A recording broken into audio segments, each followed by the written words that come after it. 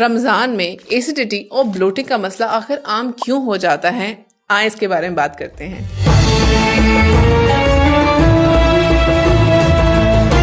रमजान में बहुत से लोगों को पेट का भारीपन महसूस होना, जलन या गैस जैसे मसाइल को फेस करते हैं। अक्सर लोग समझते हैं कि शायद ये रोजा रखने की वजह से या फास्टिंग स्टेट में रहने की वजह से, लेकिन असल में इसका ताल्लुक ज्यादा हमारी डेली ईटिंग और रूटीन हैबिट से होता है, जो रमजान में अचानक चेंज हो जाती हैं। रमजान इबादत और सुकून का महीना होता है। अगर पेट के मसाइल बरकरार रहे तो ना सिर्फ फिजिकल डिस्कम्फर्ट होता है, बल्कि इबादत पर फोकस और दिल का सुकून दोनों मुश्किल हो जाते हैं। इसीलिए जरूरी है कि इन मसाइल की असली वजह को समझा जाए और उन्हें टाइम पर मैनेज किया जाए।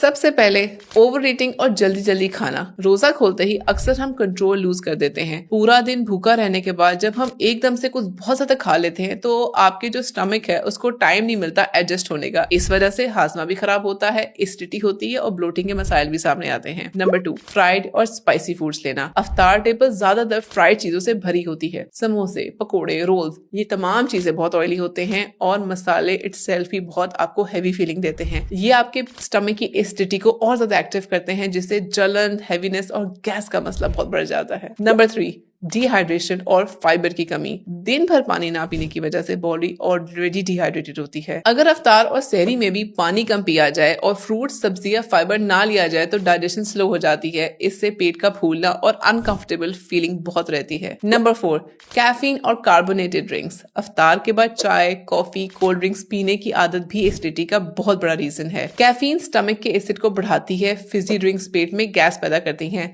दोनों मिलकर ब्लोटिंग और डिस्कम्फर्ट को ज्यादा कर देते हैं। Number 5, irregular sleeping cycle. Ramzan में लेट नाइट जागना और फिर सहरी के लिए जल्दी उठने का जो प्रेशर है वो रूटीन को डिस्टर्ब करता है। जब बॉडी का स्लीप साइकिल ठीक ना हो तो डाइजेशन भी प्रॉपर्ली काम नहीं करती, जिसका असर पेट पे सबसे ज्यादा नजर आता है। Number 6, irregular eating patterns. Normal routine में हम 2 से 3 दफा खाना खाते हैं, लेकिन रमजान में अचानक अफ्तार और सहरी की वजह से 2 टाइम्स मील हो जाता है। लंबी फास्टिंग के बाद स्टमक को चेंज के साथ साथ एडजस्ट होने में टाइम लगता है और इसी कंफ्यूजन की वजह से एसिडिटी और ब्लोटिंग कॉमन हो जाती है। रमजान में एसिडिटी और ब्लोटिंग फास्टिंग की वजह से नहीं होती, बल्कि ज्यादातर गलत ईटिंग हैबिट्स की वजह से होती है। अगर आप चाहते हैं कि रमजान में आपका पेट आपका साथ दे और आप सुकून से बात कर सके तो 3 चीजों का खास ख्याल रखें। लाइट और बैलेंस्ड खाना, प्रॉपर हाइड्रेशन और एसिड कंट्रोल। हेल्दी ईटिंग के साथ ही मुमकिन है सेहत और सुकून भरा रमजान। रमजान मुबारक।